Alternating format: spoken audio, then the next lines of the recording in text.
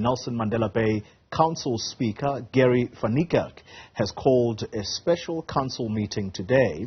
This comes after Niekerk and two other Northern Alliance councillors, they have been restrained, or should I say reinstated, to their respective positions. Now, the three have won a legal battle after they had been removed over the unofficial Cleary Park meeting. Now, the DA multi-party-led coalition says they are ready to take office in Gqebera to ensure service delivery.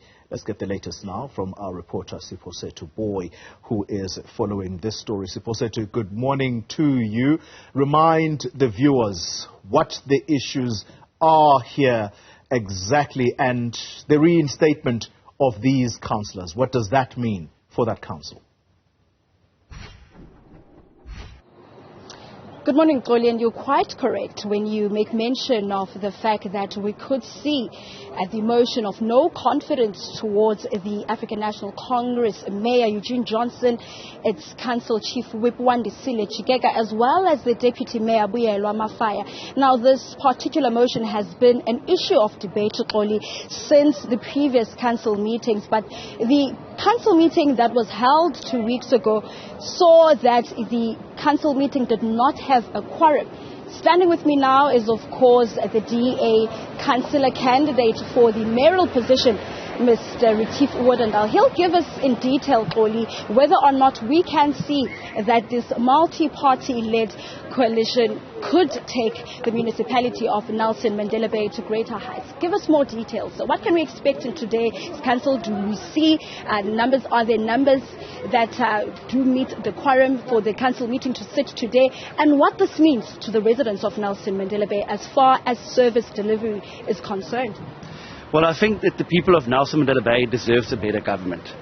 We've seen that the administration of the city has come to a grinding halt.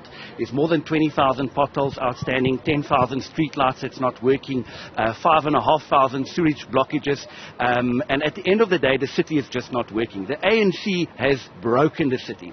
That's why today there will be a motion of no confidence to remove the ANC.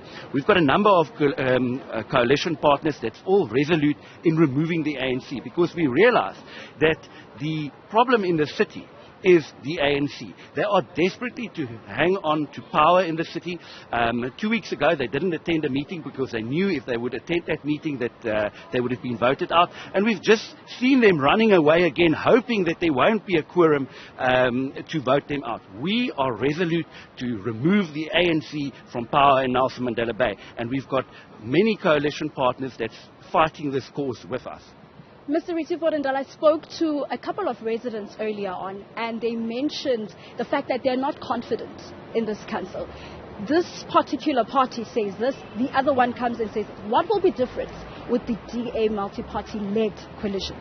Well, I think first of all, there needs to be a mindset change. The petty politics that we see here, the political squabbling needs to end. All political parties needs to put the interest of residents in Nelson Mandela Bay first.